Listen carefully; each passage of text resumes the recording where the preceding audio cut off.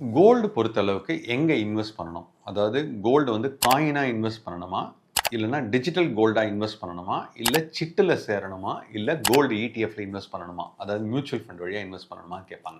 உங்களுடைய குழந்தை வந்து இப்போ தான் 2 வயசு ஆகுது, 3 வயசு ஆகுது, கல்யாணத்துக்கு இன்னும் 20 வருஷம் தள்ளி தான் இருக்குது அப்படின்னு சொன்னீங்கன்னா, gold ETF exchange traded fund வந்து இருக்கிறதுலே பெஸ்ட் வே டு இன்வெஸ்ட். அதில் இன்வெஸ்ட் பண்ணும்போது நீங்கள் 2 விதமாக இன்வெஸ்ட் பண்ணலாம். உங்ககிட்ட ஒரு டிமேட் அக்கௌண்ட் இருந்ததுன்னா நீங்கள் ஸ்பாட் ப்ரைஸில் டிமேட் அக்கௌண்ட்டில் வாங்கலாம். புரோக்கரேஜ் தனியாக பே பண்ணணும், எஸ்டிடி தனியாக பே பண்ணணும். இது வந்து கோல்டு இடிஎஃப் பொறுத்தளவுக்கு. இதே வந்து டிஜிட்டல் கோல்டாக இருந்ததுன்னா நான் வந்து என்ன சொல்லுவேன்னா, 100 ரூபாய்க்கு 50 பைசா 0.5% என்னால் அவ்வளோதான் பண்ண முடியும் அப்படின்னு சொன்னீங்கன்னா, ஃபோன்பே, ஜிபே அந்த மாதிரி கூட நீங்கள் தங்கம் வாங்கிக்கலாம்.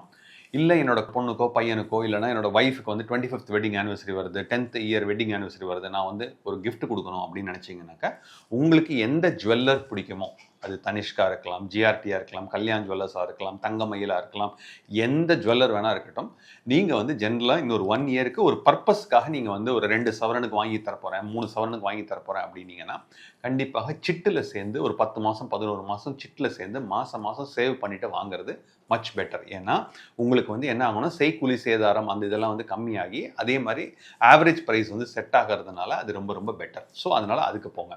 ஃபிசிக்கல் கோல்டு வாங்கி வச்சுக்கலாமா சார், காயினாக வாங்கி வச்சுக்கலாமா அப்படின்னு சொன்னீங்கன்னா, வீட்டில் ரொம்ப சேஃபாக செக்யூர்டாக இருக்கும் அப்படின்னு சொன்னீங்கன்னா, உங்களுக்கு ரிஸ்க் எடுக்கக்கூடிய அளவுக்கு அமௌண்ட் இருந்ததுன்னா கண்டிப்பாக நீங்கள் வந்து ஃபிசிக்கல் கோல்டு வாங்கி வச்சுக்கிறதுல தவறே கிடையாது.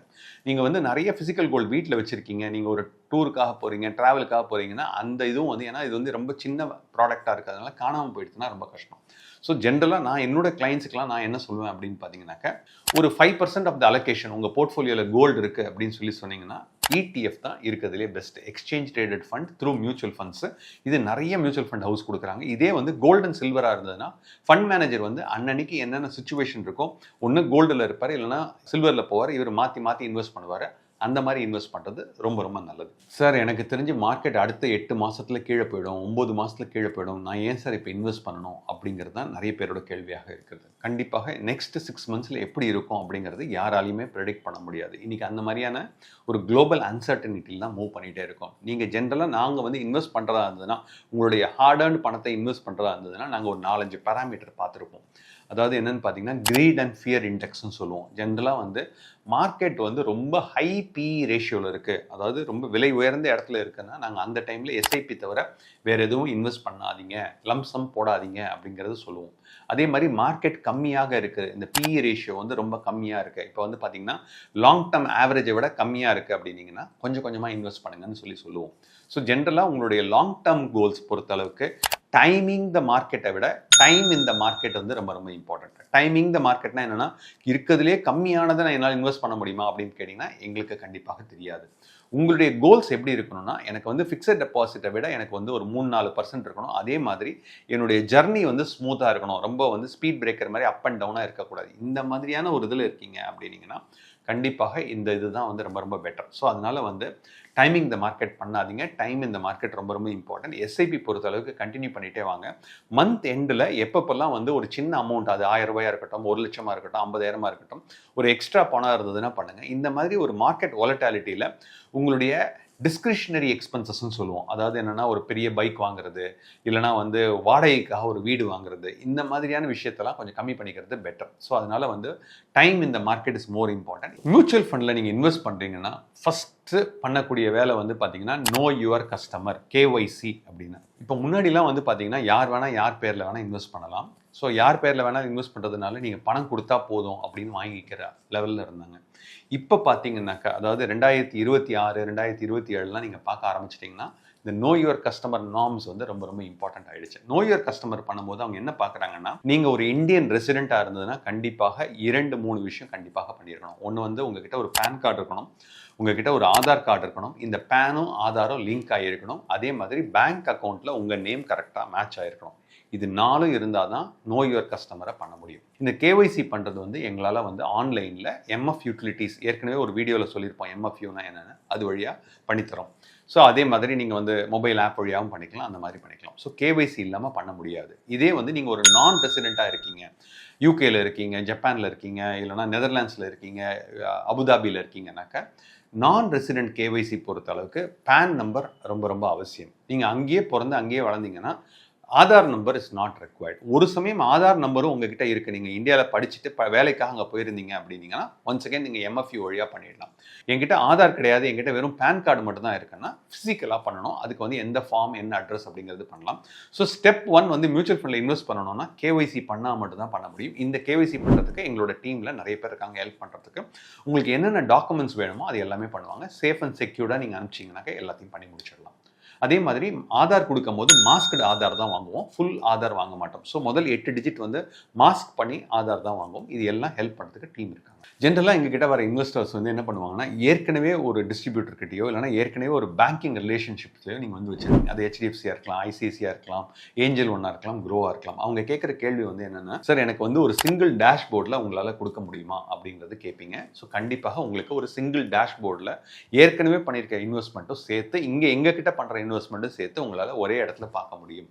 ஸோ உங்களுக்கு அட்வைஸ் வாங்கும் போது, அதாவது இந்த ஃபண்டை கண்டினியூ பண்ணணுமா வேண்டாமா, இது எந்த கோலோட லிங்க் பண்ணணும், அந்த மாதிரியான ஒரு ஃபெசிலிட்டியும் இருக்கும். அதே டைமில் நாங்கள் மியூச்சுவல் ஃபண்ட் யூட்டிலிட்டிஸ் அப்படிங்கிறதுல காமன் அக்கௌண்ட் நம்பர் ஒன்று வாங்கி கொடுப்போம். ஏன் இந்த மியூச்சுவல் ஃபண்ட் யூட்டிலிட்டிஸ் வாங்கி தரோம் அப்படின்னு சொன்னீங்கன்னா, ஒரு சமயம் அதாவது வந்து உங்களுக்கு ஒரு ஃப்ளெக்சிபிலிட்டி வேணும், அதாவது இந்த ஃபண்டு நான் வாங்கணும், இந்த ஃபண்டை நான் விற்கணும் அப்படின்னு நீங்கள் நினச்சிங்கன்னா இந்த கேன் அக்கௌண்ட் வழியாக கண்டிப்பாக பண்ண முடியும். இது வந்து மியூச்சுவல் ஃபண்ட் யூட்டிலிட்டிஸ். இது பண்ணணும்னா ஒரு 4-5 விஷயம் நீங்கள் பண்ணி தான் ஆகணும். ஒன்று வந்து பார்த்தீங்கன்னா, உங்களோட பேன் கார்டு காப்பி எங்களுக்கு கொடுக்கணும், மாஸ்க்டு ஆதார் காப்பி கொடுக்கணும். ரொம்ப ரொம்ப முக்கியம் வந்து கேன்சல்டு செக்குன்னு சொல்லுவோம். கேன்சல்டு செக்னா என்ன அர்த்தம்னாக்கா, நீங்கள் கையெழுத்து போட்டிருக்க வேண்டாம் அந்த செக்கில். அந்த கேன்சல்டு செக்கில் உங்கள் பேர் வந்து பிரிண்ட் ஆகிருக்கணும். அதில் IFSC கோடு, MICR கோடு, உங்களுடைய அக்கௌண்ட் நம்பர் ரொம்ப கிளியராக இருக்கணும். இது NRIயாகவும் இருக்கலாம், இல்லை NROவாகவும் இருக்கலாம், இல்லைனா ரெசிடென்ட் இந்தியனாக இருந்தாலும் இந்த இன்ஃபர்மேஷன் கொடுத்தா மட்டும்தான் எங்களால் வந்து உங்களுக்கு கேன் கிரியேட் பண்ணி தர முடியும்.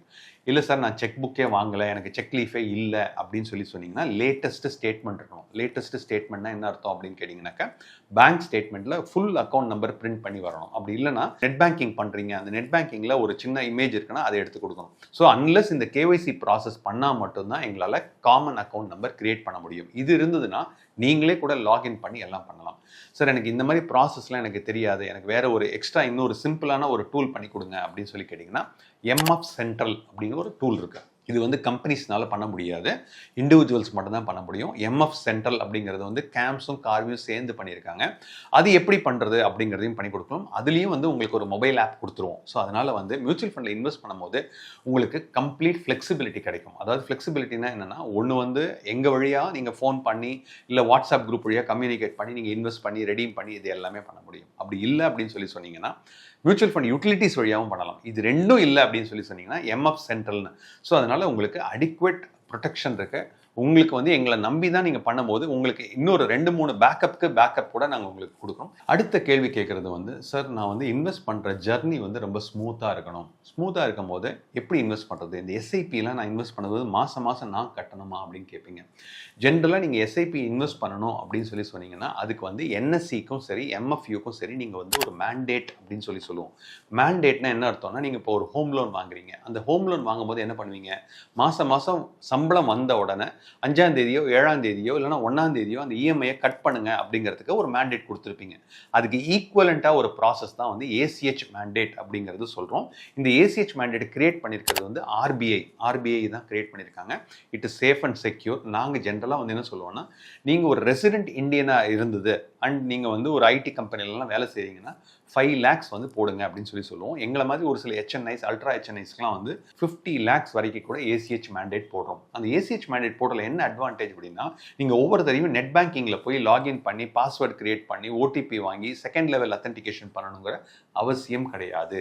ஒரு தடவை ACH மேண்டேட் அப்ரூவ் ஆயிடுச்சு அப்படின்னு சொன்னீங்கன்னா, நீங்கள் அப்ரூவ் பண்ணால் மட்டும்தான் அந்த SIP ரெஜிஸ்ட்ரேஷன் நடக்கும். அதே மாதிரி வந்து பார்த்தீங்கன்னா, நீங்கள் ஒரு ஒன் டைம் பர்ச்சேஸ் பண்ணலாம். அது உங்களுக்கு போனஸாக இருக்கலாம், எதுவாக இருந்தாலும் உங்களால் இன்வெஸ்ட் பண்ண முடியும். ஸோ இந்த ACH மேண்டேட் பண்ணும்போது உங்களுக்கு வந்து ஜென்ரலாக வந்து ஒரு 2-3 விதமான சாய்ஸஸ் கொடுப்போம். ஒரு சாய்ஸ் வந்து பார்த்தீங்கன்னா, உங்ககிட்ட டெபிட் கார்டு இருந்ததுன்னா பேங்க் அக்கௌண்ட்டில் நீங்கள் டெபிட் கார்டு வச்சுருந்தீங்கன்னா அந்த டெபிட் கார்டை வச்சு கூட நீங்கள் ஏசிஹெச் மேண்டேட் கிரியேட் பண்ணலாம். இரண்டாவது வந்து என்னன்னு பார்த்தீங்கன்னா, உங்ககிட்ட நெட் பேங்கிங் அக்கௌண்ட் இருக்குன்னா அதை வச்சு கூட நீங்கள் இந்த ஏசிஹெச் மேண்டேட்டை கிரியேட் பண்ணலாம். மூணாவது வந்து ஆதார் கார்டு. ஃபார் எக்ஸாம்பிள் நீங்கள் ஒரு ரெசிடென்ட் இந்தியனாக இருக்கீங்கன்னா ஆதார் கார்டு இருக்க முடியும். ஸோ கண்டிப்பாக ஏசிஹெச் மேண்டேட் இருந்ததுன்னா உங்களுடைய இன்வெஸ்ட்மெண்ட் ஜேர்னி வந்து ரொம்ப ரொம்ப ஈஸியாக இருக்கும். ஸோ ஏசிஹெச் மேண்டேட்டுங்கிறது ரொம்ப ரொம்ப அவசியம். ஏசிஹெச் மேண்டேட் இருந்தால் தான் எஸ்ஐபி இன்வெஸ்ட்மெண்ட்ஸ் ரொம்ப ஈஸியாக இருக்கும். அடுத்த கேள்வி வந்து, சார் நீங்கள் இந்த இப்போ என்எஸ்சி சொன்னீங்க, அதே மாதிரி மியூச்சுவல் ஃபண்ட் யூட்டிலிட்டிஸ் சொன்னீங்க. நான் வந்து எப்படி சார் வந்து ஒரு ஒன் டைம் பர்ச்சேஸ் பண்ணணும்னா எப்படி பர்ச்சேஸ் பண்ணணும், எனக்கு ரொம்ப சிம்பிள் அண்ட் ஈஸியாக என்னால் மியூச்சுவல் ஃபண்டில் இன்வெஸ்ட் பண்ண முடியுமா அப்படிங்கிறது ஒரு கேள்வி கேட்குறீங்க. இந்த மாதிரி சிம்பிளாக நீங்கள் இன்வெஸ்ட் பண்ணணும் அப்படின்னு சொல்லி கேட்டிங்கன்னா ரொம்ப சிம்பிள் வந்து யூபிஐ ஐடி அப்படின்னு சொல்லி சொல்லுவோம். ஸோ உங்ககிட்ட ஒரு ஜிபே இருக்குது, உங்ககிட்ட ஃபோன்பே இருக்குன்னா அந்த ஐடியை யூஸ் பண்ணி ₹1,00,000 வரைக்கும் கூட நீங்கள் ஈஸியாக இன்வெஸ்ட் பண்ண முடியும். ஸோ இது ரொம்ப ரொம்ப சிம்பிளான ஒன்று. ரெண்டாவது, ஏசிஹெச் மேண்டேட்னு ஒரு ப்ராசஸ் இருக்குது. அதில் நீங்கள் கிளிக் பண்ணிவிட்டு ஓடிபி மட்டும் நீங்களே வேலிடேட் பண்ணிங்கன்னா, அது மொபைலாக இருக்கலாம், இமெயில் வழியாக இருக்கலாம், அதை வாங்கி பண்ணிட்டீங்கன்னா ஆட்டோமேட்டிக்காக ஒரு 3 பிஸ்னஸ் டேஸில், ஏன்னா நீங்கள் ஒன்று கிரியேட் பண்ணிங்கன்னா அது ஆட்டோமேட்டிக்காக ஆர்பிஐ போய் ஆர்பிஐலேருந்து பேங்க் போய் டெபிட் ஆகி இன்வெஸ்ட் ஆகும். இது இரண்டாவது முறை. மூணாவது பார்த்தீங்கன்னா, இல்லை சார் எனக்கு நெட் பேங்கிங் இருக்குது அப்படின்னு சொன்னீங்கன்னா நீங்கள் நெட் பேங்கிங் வழியாக பண்ணலாம். எனக்கு உடனே வந்து அன்னைக்கு உள்ள என்ஏவியே வேணும் அப்படின்னு சொன்னீங்கன்னா அதுக்கு நீங்கள் வந்து என்ன பண்ணியிருக்கணும் அப்படின்னு பார்த்தீங்கன்னா, என்இஎஃப்டி ஆர்டிஜிஎஸ் அப்படின்னு சொல்லி ஒரு ப்ராசஸ் இருக்குது.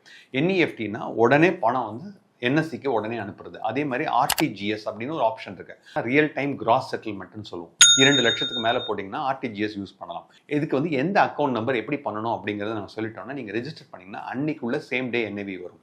ஸோ மியூச்சுவல் ஃபண்டில் நீங்கள் இன்வெஸ்ட் பண்ணணும்னா உங்களுக்கு பல விதமான ஆப்ஷன்ஸ் இருக்குது. ஒன்று வந்து ஃபோன்பே, ஜிபே அந்த மாதிரி வந்து 1 லட்சத்துக்கு கீழே. இதே வந்து மேண்டேட் இருந்ததுன்னா 50 லட்சம் 1 கோடி கூட பண்ண முடியும். அப்படி இல்லைனா நெட் பேங்கிங்காக இருந்ததுன்னா நெட் பேங்கிங்கில் உங்களுக்கு ஒரு லிமிட் இருக்கும், அதை வச்சு பண்ணலாம். அப்படி இல்லைனா நெஃப்ட் அண்ட் ஆர்டிஜிஎஸ் வழியாக பண்ணலாம். அடுத்த காமன்லி ஆஸ்க் கொஸ்டின் வந்து, சார் நான் இன்னைக்கு பேமெண்ட் வந்து என்எஸ்சி வழியாவோ எம்எஃப்இ வழியாவோ பே பண்ணியிருக்கேன், எனக்கு இன்றைக்கே யூனிட்ஸ் கிரியேட் ஆகிடுமா அப்படிங்கிறதான் எல்லாரும் கேட்கக்கூடிய கேள்வி இருக்குது. ஸோ ஜென்ரலாக வந்து என்ன சொல்லுவேன் அப்படின்னு பார்த்தீங்கன்னாக்கா, இப்போ நான் மேண்டேட் வழியாக நீங்கள் போடுறீங்க, மேண்டேட்னா ஏசிஹெச் மேண்டேட் வழியாக போடுறீங்க அப்படின்னு சொன்னீங்கன்னா அது ஒரு one time payment 1 lakh 2 lakhs போடுறீங்க அப்படின்னீங்கன்னா என்ன ஆகும்னா, இன்னைக்கு தான் நீங்கள் வந்து என்எஸ்சிக்கு அப்ரூவல் கொடுத்துருக்கீங்க.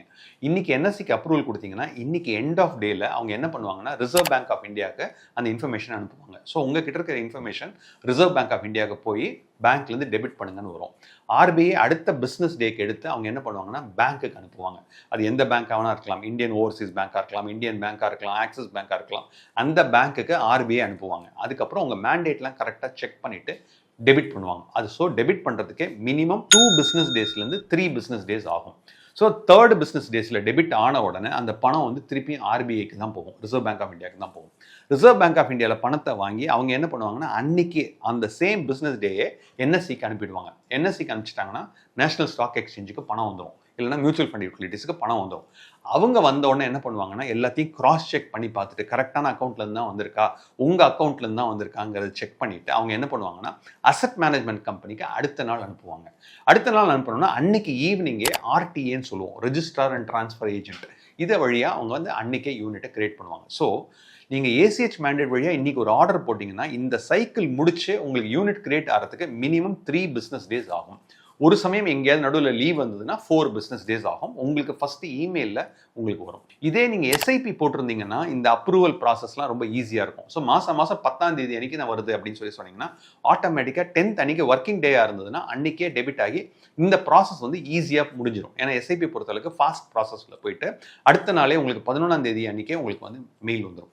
ஒரு சமயம் இந்த 10ஆம் தேதி போடுற எஸ்ஐபி வந்து சாட்டர்டேயோ சண்டேவோ இருக்குது அப்படின்னு சொன்னீங்கன்னா 1 டே தள்ளி வரும். ஆக்சுவலாக முன்னாடி அவங்க டெபிட் பண்ணவே மாட்டாங்க, 9ஆம் தேதி அன்றைக்கி டெபிட்டே பண்ண மாட்டாங்க. So Saturday Sunday public holiday வந்ததுன்னா ஒரு நாள் தள்ளி வரும். ஸோ அதனால நீங்கள் வந்து இந்த யூனிட் கிரியேஷன் அப்படிங்கிறது ஒன் டைம் பேமெண்ட்டுக்காக ஒன் டைம் இன்வெஸ்ட்மெண்ட்டுக்காக பண்ணிங்கன்னா இந்த மாதிரி டிலேடாக வரும். இல்லை சார் எனக்கு சேம் டே என்ஏவி வரணும், இன்றைக்கி மார்க்கெட் கீழே விழுந்திருக்கு அப்படின்னீங்கன்னா என்இஎஃப்டி அண்ட் ஆர்டிஜிஎஸ் மட்டும் பண்ணால் மட்டும்தான் வரும். இது எல்லாமே வந்து நீங்கள் 12:30க்கு முன்னாடி பண்ணிடணும். ஏன்னா மார்க்கெட் வந்து ஜென்ரலாக 3:30 வரைக்கும் தான் இருக்குது. பர்ச்சேஸ் பண்ணணும்னு முடிவு பண்ணிட்டீங்கன்னா 12:30க்கு முன்னாடி நீங்கள் எல்லாத்தையும் பேமெண்ட் பண்ணி அந்த பர்ச்சேஸ் ஆர்டரில் எல்லா இன்ஃபர்மேஷனும் நீங்கள் கொடுத்தீங்கன்னா சேம் டே என்ஏவி கிடைக்கும். இதுதான் வந்து ஜென்ரல் ப்ராசஸ்.